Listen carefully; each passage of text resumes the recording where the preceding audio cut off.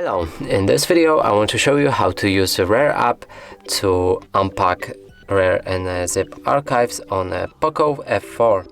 So in order to do this, you will need to get this app, and we've shown you how to do that in our other video.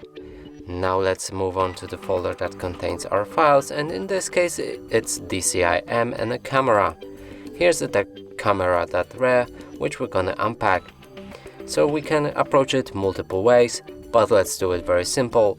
Press on the RAR file. Here click on this arrow pointing up. Now we can change extractions options, and here click on the browse to choose the destination where you want to move your files. I will go there. For me, that will go to movies. Click OK to save that. Change any of the settings and then click OK. Now let's move to the movies folder. Here we are, and as you can see, we've just unpacked 3 files.